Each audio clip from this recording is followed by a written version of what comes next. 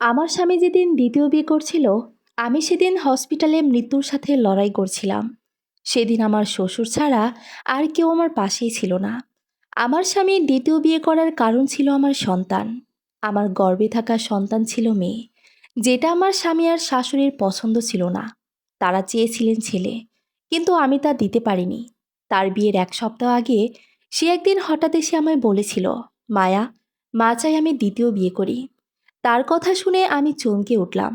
কিছুটা সময় নিয়ে বললাম, শুধু তোমার মা চায় নাকি তুমিও? দেখো মায়া, তুমি তো জানোই আমি মায়ের কথা ফেলতে পারি না। এমনিতেই তার অমতে গিয়ে আমি তোমায় বিয়ে করেছি। তাকে অনেক কষ্ট দিয়েছি, আর দিতে চায় না। এমনিতেও মায়ের শরীর ভালো না। তুমি কি চাও তার কথার অবাধ্য হয়ে আমি তাকে আরো অসুস্থ করে দিই, মেরে ফেলি তাকে? আকাশের কথা শুনে আমি চুপ করে গেলাম। বলার মতো কোনো শব্দ খুঁজে পেলাম না।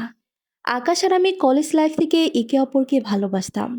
আমার বাসায় যখন বিয়ের জন্য চাপ দিতে লাগলো, আমি তখন তাকে জানিয়েছিলাম। সে বাসায় জানালো, কিন্তু তার মা এই বিয়েতে রাজি ছিল না। তার আমাকে পছন্দ ছিল না। কেনই বা পছন্দ হবে? তাদের সয় সম্পত্তি, স্টেটাস আমাদের থেকে অনেক হাই। যোগ্যতায় আমি তার ছেলের ধারে কাছেও না। সে চেয়েছিল তাদেরই মতো কোনো ধনী ঘরের মেয়েকে ছেলের বউ করে আনতে, কিন্তু সেখানে বাদ সাধলাম আমি। তার ছেলে ভালোবেসে ফেলল আমার মতো নিম্ন মধ্যবিত্ত ঘরের এক মেয়েকে। তিনি খুব ঝামেলা করেছিলেন, কিছুতেই এই বিয়েতে রাজি হবে না। কিন্তু আকাশা তার কথা না শুনে সেদিন আমার হাত ধরেছিল। কোনো এক ভর সন্ধ্যায় আমাকে নিয়ে কাজী অফিসে গিয়ে বিয়ে করেছিল। সে যখন আমায় নিয়ে তার বাড়িতে যায়, আমার শ্বশুর হাসি মুখে ভালোবেসে আমায় আপন করে নিলেও আপন করতে পারেনি আমার শাশুড়ি। আমায় দেখে কত অপমান, অসম্মান, তিরস্কার যে করেছিল সেদিন, আমি চুপচাপ শুনে নিয়েছিলাম।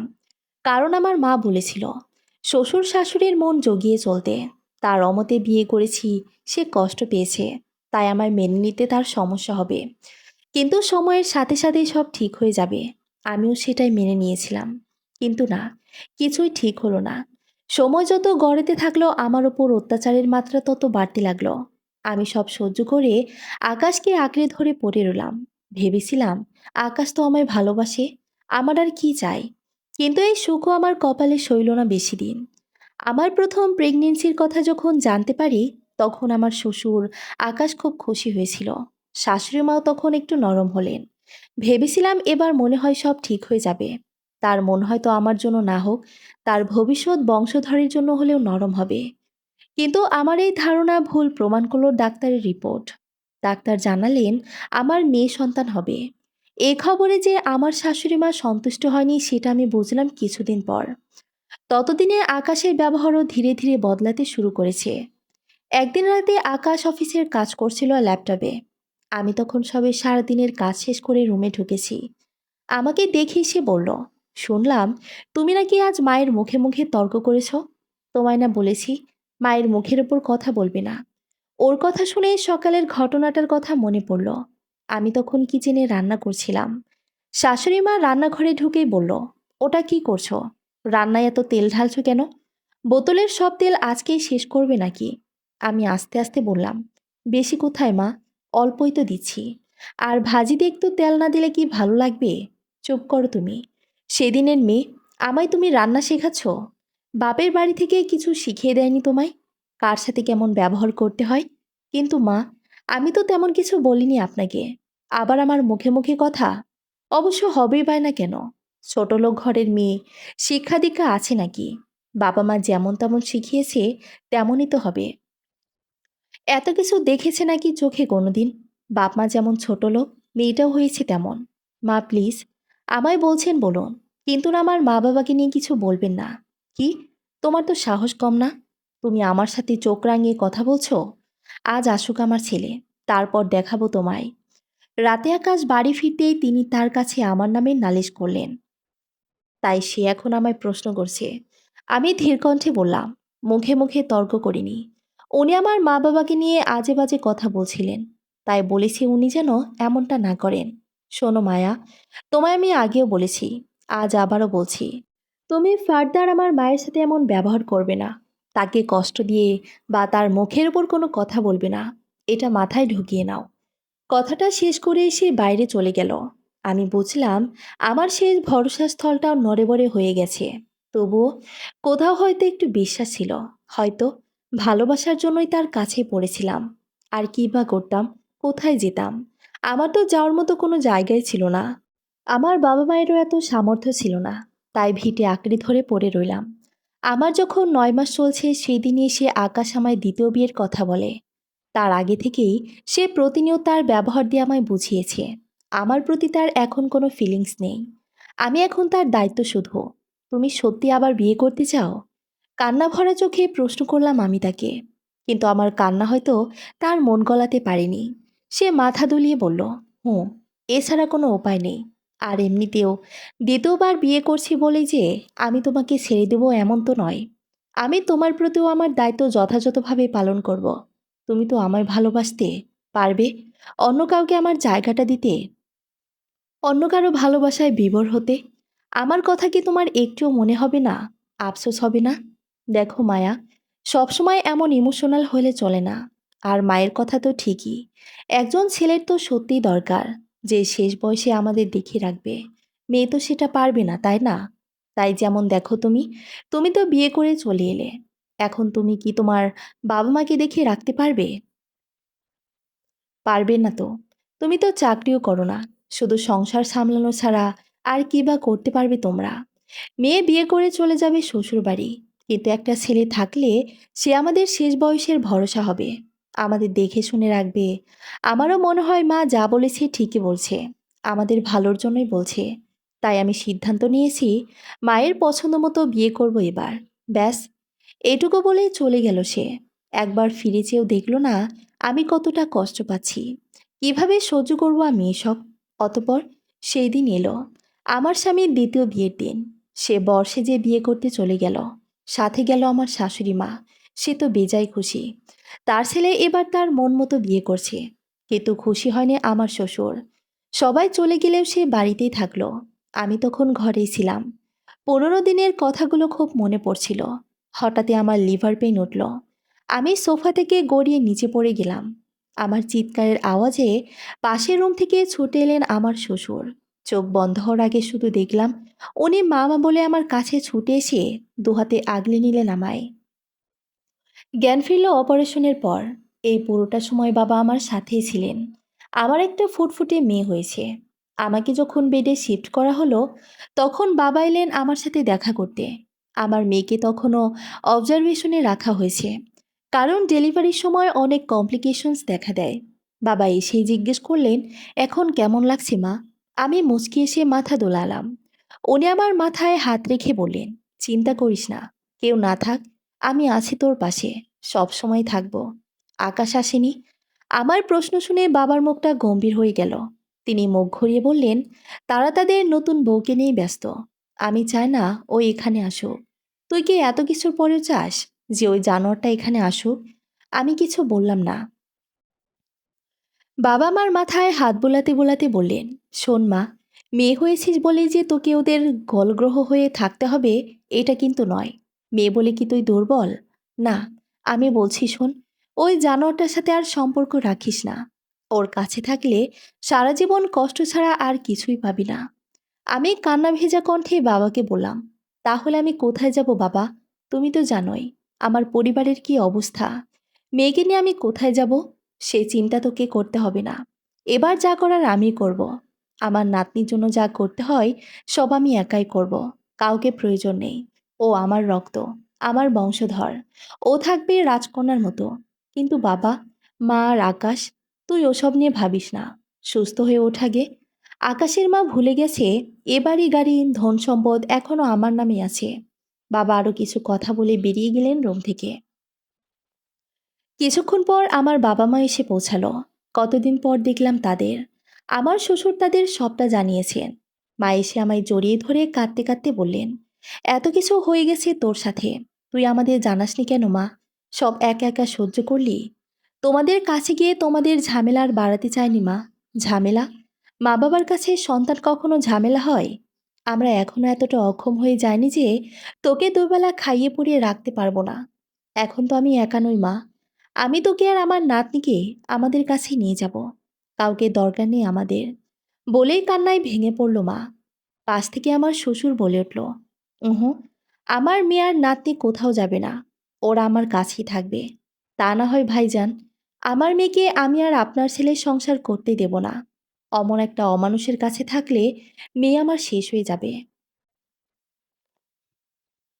আমিও চাই না ও আকাশের সাথে থাকুক। আমি নিজেও যে ডিভোর্সের ব্যবস্থা করব। কিন্তু ওদের আমি আপনাদের সাথে যেতে দেব না। এটা কি বলছেন ভাইজান? ডিভোর্স হয়ে যাওয়ার পর মায়া আপনাদের বাড়িতে কেন থাকবে? কি পরিচয়ে থাকবে? কেন? ওই যে বললাম, মেয়ে। ও আমার মেয়ের পরিচয়ে থাকবে। ভাবি সাহেব আর আকাশ কি তা মেনে নেবে? ওদের মানা না মানায় কি আসে যায়? আমি বাড়ি আমার, সম্পত্তি আমার। ওরা নাকি গোলানোর কে? কেউ না। এটা নিয়ে আর কোনো কথা হবে না। মায়ামা আমার সাথেই যাবে, ব্যাস। বাবা তার কথায় অটল। শেষমেশ আমাদের সবাইকে তার কথাই মানতে হলো। 7 দিন ছিলাম হসপিটালে, কিন্তু এই 7 দিনে আমার শাশুড়ি মা কিংবা আকাশ কেউ আমার সাথে দেখা করা তো দূর, কেউ খোঁজও নেয়নি আমি বেঁচে আছি কিনা। আমি বুঝলাম ওই মানুষটা আমার ভালোবাসা পাওয়ার যোগ্য নয়। এই কদিন আমার শ্বশুর, বাবা মা সবাই আমাকে বুঝিয়েছে, বলেছে তার সাথে সম্পর্ক শেষ করতে। আমিও সেটাই ঠিক করেছি। এবার থেকে আমি বাঁচব শুধু আমার আর আমার মেয়ের জন্য। তার জন্য ভালোবাসার ছিটেফোঁটাও নিজের মধ্যে রাখবো না। আজকে আমাকে হসপিটাল থেকে বাড়ি নিয়ে যাচ্ছে। বাবা মা চলে গেলেন গ্রামের বাড়ি। আমার শ্বশুর আর সাথে করে নিয়ে যাচ্ছেন আমায়। যাওয়ার পথে আমায় মনমরা দেখে বাবা জিজ্ঞেস করলেন, কি হয়েছে? কি ভাবছিস? ভাবছি নতুন বউ নিয়ে নিশ্চয়ই ওরা খুব খুশিতে আছে। সেখানে আমাকে দেখলে কেমন রিয়্যাক্ট করবে? ওদের খুশিটাই নষ্ট হয়ে যাবে। যাই হয়ে যাক, তুই কিন্তু কাঁদবি না। মন শক্ত কর। তোকে দুর্বল পেলে ওরা আরো আঘাত করবে। কথায় বলে না, মানুষ ভেঙে যাওয়া বাড়ির ইট পর্যন্ত খুলে নিয়ে যায়। শুধু মনে রাখবি, যে তোর ভালোবাসার মূল্য দেয় না, তাকে ভালোবাসাটা নেহাতি বোকামি। বাবা চুপ করলেন। ভাবলাম হয়তো তিনি ঠিকই বলেছেন, আমার এটাই করা উচিত। কিন্তু এত বছরের সংসার, ভালোবাসা, তার প্রতি জমে থাকা মায়া, এত সহজে কি ভুলে যাওয়া সম্ভব? বাড়ি পৌঁছে সদর দরজায় দাঁড়িয়ে আছি। বাবা কলিং বেল চাপলেন। আমার বুকের ভেতরটা ঢিপ ঢিপ করছে। কে জানে কি অপেক্ষা করছে আমার জন্য। তার নতুন বউ এসেছে।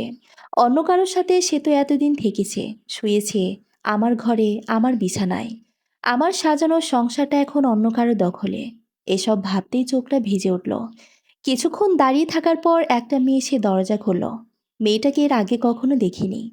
পোশাক আশাক দেখে মনে হচ্ছে কাজের মেয়ে। সে বাবার দিকে চেয়ে বলল, তখন থেকে বেল বাজাইতেছেন কেন? কেডা আপনি? কারে চাই? তুমি কে? আমি কেডা ইয়া যায় না, আপনি কি করবেন? আপনি কেডা তাই কন?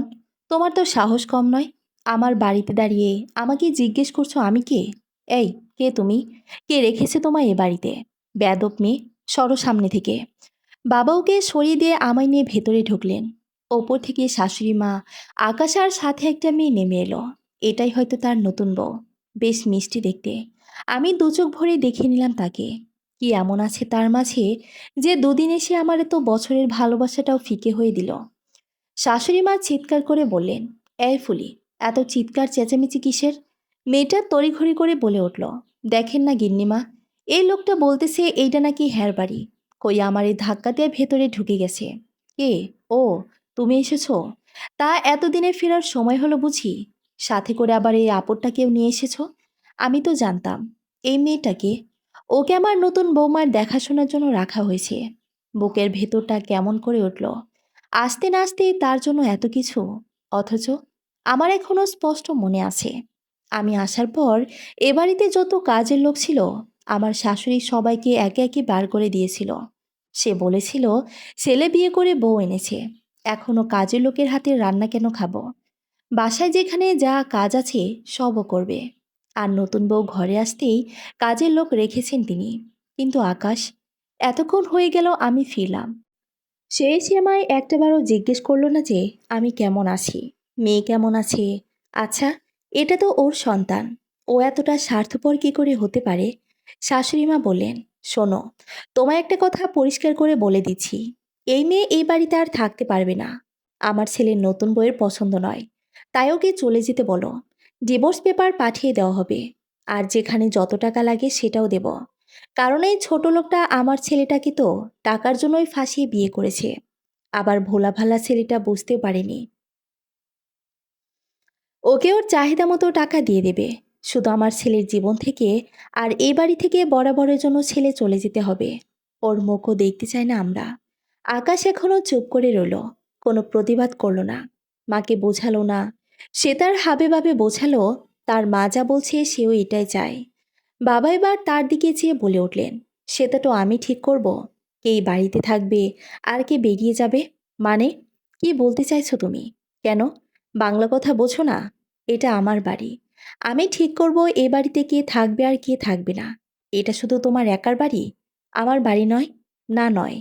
তোমার এখানে যতক্ষণ অবধি অধিকার থাকবে, যতক্ষণ পর্যন্ত আমি তোমাকে অধিকার দেখানোর সুযোগ দেব। আকাশের বাবা, কি বলছো তুমি এটা? এই দুদিনের মেয়েটার জন্য তুমি আমায় অপমান করছো? অপমান? তোমার মান অপমান বোধ আছে নাকি? আমি তো জানতাম তুমি নির্লজ্জ। আকাশ, তুই দেখছিস তোর চোখের সামনে তোর বাবা মায় অপমান করছে, তুই চুপচাপ দাঁড়িয়ে আছিস, কিছু বলবি না? আকাশ এবার আমতা আমতা করে বলল, বাবা, তুমি মায়ের সাথে এমন করছো কেন? চুপ! গর্জে উঠলেন বাবা। রাগী চোখে তার দিকে চেয়ে বললেন, একটা কথাও বলবে না বেয়াদব ছেলে? তোমার মুখ থেকে বাবা ডাক শুনতেও আমার লজ্জা করছে। মেরুদণ্ডহীন ছেলে তুমি। তুমি তো মানুষ হওয়ারও যোগ্য নও। কথা শেষ করে বাবা আমায় নিয়ে ওপরে গেলেন।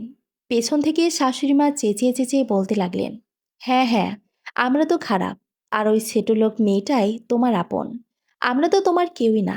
একটা বাইরের মেয়ের জন্য ঘরের বউ ছেলেকে অপমান করতেও বাধল না তোমার। দেখব কতদিন তাকে নিয়ে থাকতে পারো। ওই মেয়েকে যতদিন বাড়ি থেকে দৌড়না করেছি, তাহলে আমার নামও শিলা নয়। পাশ থেকে আকাশের নতুন বউ বলে উঠল, মা, ও কি তবে আমাদের সাথে থাকবে নাকি? দেখুন, আমি আগেই বলে দিচ্ছি, এই মেয়ের সাথে আমি কিন্তু এক বাড়িতে থাকতে পারবো না। আর আকাশ, তোমায় বলছি, তুমি যদি এই মেয়ের কাছে যাও, আমি কিন্তু এই বাড়ি ছেড়ে চলে যাব। শিলা বেগম তাকে আশ্বস্ত করলেন, আরে তুমি চিন্তা করো না তো মা, এই সব কিছুই তোমার। দাঁড়াও না, উকিলের সাথে আমি কথা বলেছি, ওদের ডিভোর্সটা হতে দাও, তারপর ওকে এ বাড়ি ছেড়ে যেতেই হবে। কিন্তু বাবাকে দেখে তো মনে হলো না ওকে বাড়ি থেকে যেতে দেবে বলে। বাবা যদি তখন আপনার বিরুদ্ধে যায়? গেলে যাবে। তোমার শ্বশুর কোনোদিনই বা আমার পক্ষে ছিল? এই মেয়েকে যখন প্রথম এ বাড়িতে এনেছিল, আমি হাজারবার বলেছিলাম ওকে ঢুকতে দিও না বাড়িতে, মেনে নিও না। সে শুনেছিল না। মা করে একেবারে মাথায় তুলে রেখেছে। এমন অত্যাচার করব কে, যে ও নিজে ওর মেয়েকে নিয়ে বাড়ি থেকে বেরিয়ে যেতে বাধ্য হবে? আমাকে তো চেনে না এখনো। আমি আমার রুমে বসে আমার মেয়েকে খাওয়াচ্ছিলাম। মেয়েটার নাম রেখেছি মিষ্টি। বাবাই নামটা রেখেছেন। ওকে প্রথম কোলে নিয়েই নাম ওর মুখে ফুটফুটে মুখটার দিকে চেয়ে বলেছিলেন, বাহ, কি সুন্দর, ঠিক যেন আমার মায়ের মতো। তোর নাম দিলাম মিষ্টি, আমার মিষ্টি। বাবা খুব খুশি হয়েছিলেন। কেন যে বাবার মতো বোধশক্তি আল্লাহ আকাশ আর মাকে দিল না? ভাবতে ভাবতেই দরজা খোলার শব্দে সেদিকে ফিরে চাইলাম। আকাশের বউ মিথিলা আর আকাশ ঢুকছে রুমে। আমাকে দেখে মেয়েটা এক প্রকার তেড়ে এলো আমার দিকে। এই মেয়ে, তোমার সাহস তো কম না? তুমি আমার ঘরে এসে আমার বেডের উপর বসে আছো। বের হও আমার রুম থেকে, আর যেন কখনো তোমায় এখানে না দেখি। আমি আকাশের দিকে চেয়ে বললাম, তোমার যে বোধশক্তি নেই সেটা তো আমি আগেই বুঝেছিলাম। এখন কি পুরুষত্বটাও হারিয়ে ফেলেছো, নাকি বিক্রি করে দিয়েছো? মায়া, কি বলতে চাইছো তুমি? বুঝতে পারছো না? কিন্তু কেন বলো তো? আমি তো পরিষ্কার বাংলা কথাই বললাম। তোমার সাহস হলো কি করে আমার সামনে দাঁড়িয়ে আমার স্বামীকে আজে বাজে কথা বলার? আমার স্বামী? কথাটা শুনে বুকের ভেতরটা ছ্যাদ করে উঠল। তবুও নিজেকে শান্ত রেখে বললাম, তুমি হয়তো ভুলে যাচ্ছ, তোমার আগে ওর সাথে আমার বিয়ে হয়েছিল। যদিও ওকে স্বামী বলতে আমার যথেষ্ট রুচিতে বাজছে, তবুও বলছি, যতদিন ডিভোর্স হচ্ছে ততদিন ও আর আমার স্বামী। বাট আই হোপ ডিভোর্সটা যেন দ্রুত হয়ে যায়। আকাশের দিকে চেয়ে দাঁতে দাঁত চেপে বললাম, সে তো আমরাও চাই তোমার সাথে যেন ওর ডিভোর্সটা দ্রুতই হয়ে যায়। কিন্তু এখন আমি ওর বর্তমান, আমি ওর ভবিষ্যৎ। আর এই রুমটা এখন আমার। তাই ভালোই ভালোই আমার রুম থেকে বেরিয়ে যাও, নইলে কিন্তু আমি। কি করবে তুমি? করো, আমিও দেখি। মায়া, কেন জেদ করছো? ও বাড়িতে তো আরও ঘর আছে, সেখানে যাও না। তুমি কি এটা বলার? আমি কোথায় থাকবো না থাকবো, আমি তোমার স্বামী আর এ বাড়ির ছেলে। এই বাড়িটা আমার। আমার কথা তো তোমায় শুনতেই হবে। আকাশের কথা শুনে হেসে উঠলাম আমি। তুমি আমার স্বামী? তোমার সে যোগ্যতা আছে? শুধু আমার কেন, কারোর স্বামী হওয়ার যোগ্যতা তোমার নেই। আরে, তোমাকে তো আমি মানুষ বলেই মনে করি না। স্বামী হওয়া তো অনেক দূরের কথা। তুমি হচ্ছে একটা মেরুদণ্ডহীন, কাপুরুষ, স্বার্থপর একটা ছেলে। মায়া। আকাশ উদ্যত হলো আমায় মারার জন্য। আমি তার ছেলের হাসি এসে বললাম, কি হলো, থেমে গেলে কেন? মারো। এটা ছাড়া আর কি বা করতে পারবে তুমি? তোমার দৌড় এটুকুই। তুমি কিন্তু এবার বেশি বেশি করছো। তাই বুঝি? আমার তো মনে হচ্ছে না আমি বেশি বেশি করছি। আমার তো মনে হচ্ছে কম হয়ে যাচ্ছে। তোমরা এর চেয়ে বাজে ব্যবহার ডিজার্ভ করো। ততক্ষণে মিথিলার ডাকে আমার শাশুড়ি মাসি সেখানে উপস্থিত হলেন। তিনি এসেই হম্বিতম্বি করতে লাগলেন। কি হয়েছে? এই ছোট লোকটা কি বলছে? দেখুন না, আমার রুমে সে ঘাট করে বসে আছে। উঠছেই না। না উঠলে ঠেলে ফেলে দাও। টানতে টানতে বের করে দাও বাড়ি থেকে। অপেক্ষা করছো কেন? এত সহজ বুঝি? ঠিক আছে, বের করে দিন। তারপর আমি এখান থেকে ডিরেক্ট থানায় যাব। আপনাদের নামে কমপ্লেন লেখাবো যে আমাকে আমার শাশুড়ি স্বামী নির্যাতন করছে, ঘাট ধাক্কা দিয়ে বাড়ি থেকে বের করে দিয়েছে। তারপর বাকিটা তারা সামলে নেবে। দিন বের করে। তুমি আমাদের পুলিশের ভয় দেখাচ্ছ? এত সাহস তোমার? তুমি জানো আমার বাবাকে? তাও পাওয়ার সম্পর্কে তোমার কোনো ধারণা আছে? এসব ভয় আমাকে দেখিও না। ও ভয় দেখাতে না পারলেও আমি কিন্তু দেখাতে পারি। এ বাড়ি থেকে বের করে দেওয়ার ভয়। রুমে ঢুকতে ঢুকতে বাবা বলে উঠলেন, কি, তুমি আমাদের বাড়ি থেকে বের করে দেবে এই মেয়েটার জন্য? হ্যাঁ, দেব। তেমন কাজ করলে তো আমাকে এমন স্টেপ নিতেই হবে। আর হ্যাঁ, একটা কথা পরিষ্কার করে বলছি, শুনে নাও। ও আমার মেয়ে। আর ওই যে আমার বংশধর। ওদের প্রতি যদি তোমাদের অযত্ন, বাজে ব্যবহার দেখি, আমি তোমাদের বাড়ি থেকে বের করে দেওয়ার আগে দুবার ভাববো না। এত যে মেয়ে মেয়ে করছো, কিছুদিন পর তো ওদের ডিভোর্স হয়ে যাবে। তখন ওকে কিসের পরিচয় রাখবে? ওকে তো তখন এ বাড়ি থেকে চলে যেতেই হবে। আর যদি তুমি বাধা দাও, তাহলে আমি আইনের আশ্রয় নেব। মিথিলার বাবাকে তোমার ধারণা আছে? হুঁ। এ মেয়ে এ বাড়িতে কিভাবে টেকে আমি দেখব। সাথে তোমার বংশধর, ওকেও তাড়িয়ে ছাড়ব। শিলা, তুমি মনে হয় ভুলে যাচ্ছ আমি ঠিক কতটা পরিশ্রম করে এখানে পৌঁছেছি। এই বাড়ি গাড়ি, সহায় সম্পত্তি বানিয়েছি। এগুলো একদিনে হয়নি। আমার পরিশ্রম আর বুদ্ধিমত্তা দিয়ে আজ আমি এখানে দাঁড়িয়ে আছি। আমি ঘাসে মুখ দিয়ে চলি না। তুমি কি ভাবছো তোমাদের আমি চিনি না? হাড়ে হাড়ে চিনি। তোমাদের মাথায় কখন কি চলে তাও খুব ভালো করেই জানি। আমি জানতাম তোমরা এটাই করবে। আমি আগে থেকেই আমার সব বিষয় আশায় সম্পত্তি আমার নাতনি নামে করে দিয়েছি। যতদিন না ওর 18 বছর হবে, ততদিন এসব মায়ামা সামলাবে। তুমি কেন? তোমার বাপেরও সাধ্য নেই এ বাড়ি থেকে ওদের তাড়ানোর। বাবার কথা শুনে সবাই হা হয়ে গেল। আমিও ভীষণ অবাক হলাম। এত কিছু কখন করলেন বাবা? আমাকে তো কখনো কিছু জানতেই দেননি। মেয়েটা সবে ঘুমিয়েছে। আমি ওর বিছানা ঠিক করে উঠতেই রুমে আকাশ এলো। আমাকে তাকে দেখেও না দেখার ভান করলাম। নিজের কাজে ব্যস্ত হয়ে পড়লাম। আকাশ এসে কিছুক্ষণ ইতস্ত করলো। তারপর বলল, মিষ্টি কি ঘুমিয়ে পড়েছে? কেন? তা দিয়ে তোমার কি কাজ? আমার মেয়েও। ওর খোঁজ খবর আমি নিতেই পারি। না পারো না। কিসের মেয়ে তোমার? ও আমার একার মেয়ে। ওর বাবা নেই।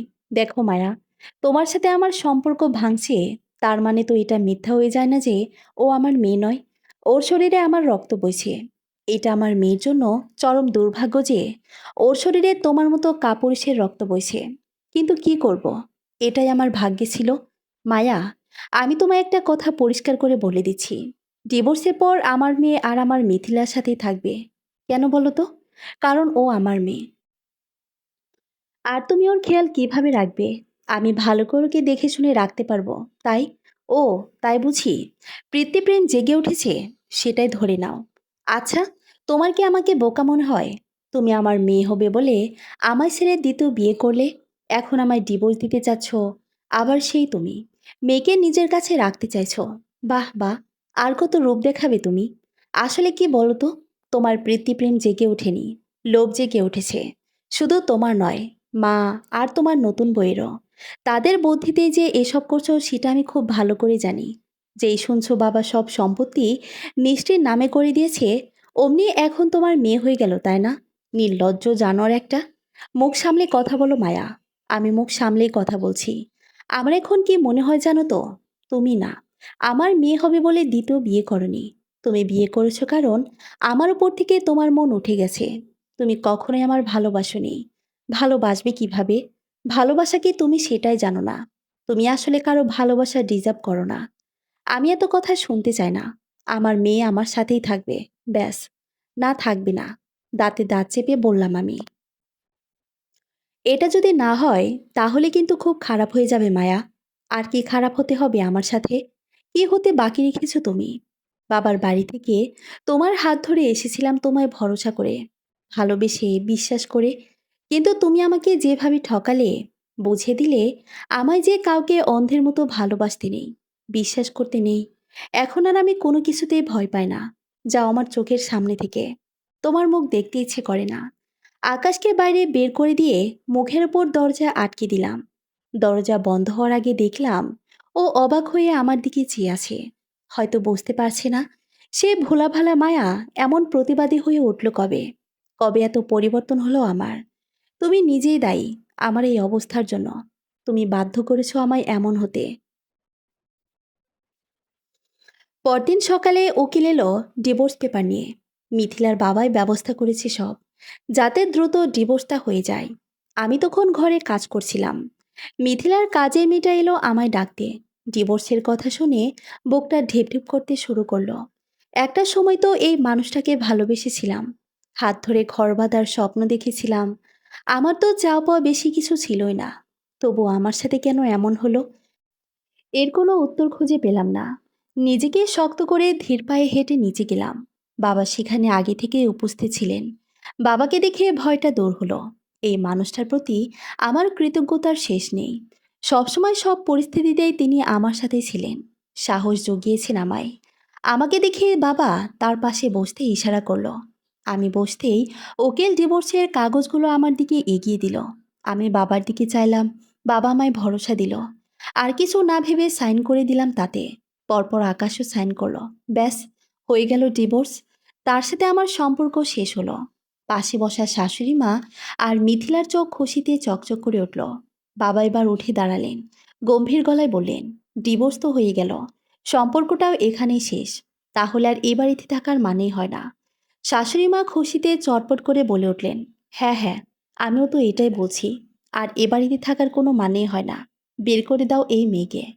ভেবেছিল তোমার সব সম্পত্তি বাগিয়ে নিয়ে রাজ করবে এই বাড়িতে। তা তো হতে দেওয়া যায় না।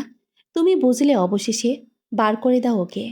বাবা মুচকি এসে বললেন, বার তো করতেই হবে। তবে ওকে না, তোমাকে। হঠাৎই ওনার হাসি খুশি মুখটা একদম চুপসে গেল। উনি তোতলাতে তোতলাতে বললেন, এসব তুমি কি বলছো আকাশের বাবা? আমায় বার করে দেবে মানে? ঠিকই শুনেছ।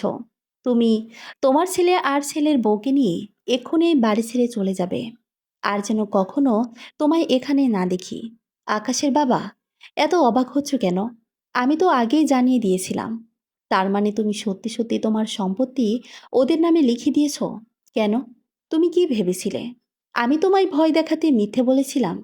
এতটা বোকা নাকি তুমি? মিথিলা বলে উঠল, মানে? মানে সম্পত্তি এখন সবই ছোট লোকের? তুমি আর এই অংশীদার নও আকাশ। আকাশ বাবার দিকে চেয়ে অসহায় দৃষ্টিতে বলল, বাবা, বাবা তুমি কি বলছো এইসব? আমি তোমার ছেলে। নিজের ছেলের চেয়ে এরা তোমার কাছে বেশি আপন হয়ে গেল বাবা। হ্যাঁ হলো। আর কি বললে? ছেলে? তোমায় ছেলে বলতে ঘৃণা করে আমার। দূর হয়ে যাও আমার চোখের সামনে থেকে। আজ থেকে তোমরা আমার কেউ নয়। আমার শুধু একটা মেয়ে আর এক নাতনি। আর কাউকে চিনি না আমি। মিথিলা তড়িঘড়ি করে বলে উঠল, ওয়েট, ওয়েট। তুমি তাহলে এখন এ বাড়ির কেউ নও আকাশ। মানে এসব সম্পত্তি আর তোমার নয়। তোমাকে যদি বাড়ি থেকে বের করে দেয় তাহলে কোথায় যাবে? আমাকে কি খাওয়াবে? দেখো, আমি কিন্তু রাস্তায় রাস্তায় ঘুরতে পারবো না। আমি এখন যেভাবে আছি এভাবেই থাকতে চাই। আমার সব চাহিদা তোমায় মেটাতে হবে। মা, তুমি সব কি বলছো? আমাদের নিজেদেরই এখন কিছুই নেই। তোমার চাহিদা কিভাবে মেটাবে আমার ছেলে? ওসব আমি কিছু জানি না। যদি আমার চাহিদা মেটাতে না পারে তবে বিয়ে কেন করেছে? কোন মরদ নেই? এ তো বড় বড় কথা বলে এলেন আমার বাবাকে। আর এখন এসব হাওয়া ফুস। এমনিতেও আমি আর তোমার সাথে থাকবো না। এমন ভিখারি বরকে নিয়ে আমি সোসাইটিতে মুখ দেখাবো কি করে? আমার তো একটা মান সম্মান আছে। এই ফুলি, আমার জিনিসপত্রগুলো নিয়ে আয় তো। এক্ষুনি এই বাড়ি ছেড়ে চলে যাব আমি। যে ম্যাডাম। শাশুড়ি মা এবার কাতর স্বরে বললেন, এমন করো না মা। আমাদের এভাবে একা ছেড়ে দিচ্ছ? কোথায় যাব আমরা? গোল্লায় যান। আপনাদের দায়িত্ব আমি নিয়ে বসে আছি নাকি? যেখানে ইচ্ছা যান তাতে। আমার কি? নিজেদের রাস্তা নিজেরাই দেখুন। আমি গেলাম। ফুলি, চল। ফুলিকে নিয়ে মিথিলা চলে গেল। বাবা মায়ের দিকে চেয়ে তাচ্ছিলের হাসি হেসে বলল, কি ব্যাপার? তোমার বড়লোকি বৌমা তো নিজের আখের গুছিয়ে নিল, আর তোমাদের এভাবে ছেড়ে দিল? খুব অহংকার ছিল না তোমার? শাশুড়ি মা ছুটে এসে বাবার পা জড়িয়ে ধরলেন। কাঁদতে কাঁদতে বললেন, ওগো, ভুল হয়ে গেছে আমাদের। আমি নিজের ভুল বুঝতে পেরেছি। আমাদের তুমি ক্ষমা করে দাও। এমন করো না আমার সাথে। আকাশও আকুতি মিনতি করতে লাগলো, কিন্তু বাবার মন গলে না। সে তার সিদ্ধান্তে অটল রইল। বাবা, না, তুই আজ কিছু বলবি না। এদের ক্ষমা করার কথা তো একেবারেই না। ভুলে যাস না কি কি করেছে এরা তোর সাথে। এত নরম মনের হোস না। আমি আর কিছু বললাম না। সত্যি সবসময় ক্ষমা হয় না। মাঝে মাঝে শাস্তি পাওয়ারও দরকার আছে। না হলে মানুষ ঠিক ভুলের বিচার করার ক্ষমতা হারিয়ে ফেলে। শেষমেশ তাদের বাড়ি থেকে তাড়িয়ে দিলেন বাবা। আর আমাকে সব দায়িত্ব দিলেন। যতদিন না মিষ্টি বড় হচ্ছে আমি সামলাতে লাগলাম সব। সারাদিন অফিস ছেড়ে বাড়ি এসে দেখতাম বাবা মিষ্টি খাইয়ে দিয়ে ঘুম পাড়িয়ে দিয়েছে। নিজেকে খুব ভাগ্যবতী মনে হতো। আমি হয়তো অনেক কিছু হারিয়েছি, কিন্তু যা পেয়েছি তা অমূল্য। আমার বাবা মাকে বারবার বলতেন বাবা এ বাড়িতে এসেই থাকতে। তারা রাজি হয়নি। মাঝে মাঝে এসে মিষ্টিকে দেখে যেত। এভাবে কেটে গেল 22টা বছর। এখন আমি বয়সের ভারে কাবু প্রায়। বাড়িতে থাকি সব সময়। মিষ্টি এখন অনেক বড় হয়েছে। দাদু অন্তপ্রাণ, চোখের মণি তার। ব্যবসা এখন সেই সামলায়। দেখতে দেখতে মেয়েটা কত বড় হয়ে গেল। তবে মিষ্টি কিন্তু তার দাদি আর বাবাকে ফেলে দেয়নি। শুনেছিলাম পাশের বস্তিতে থাকে এখন তারা। মিষ্টি মাঝে মাঝে গিয়ে দেখা করে আসে তাদের সাথে। আমি কিছু বলিনি তাকে। সবাইকে তো ভুল শুধরানোর সুযোগ দেওয়া উচিত। এটাই ওদের সেই সুযোগ। ভুল করলে ক্ষমা করা যায়, তবে অন্যায়ের কোনো ক্ষমা নেই। সমাপ্ত।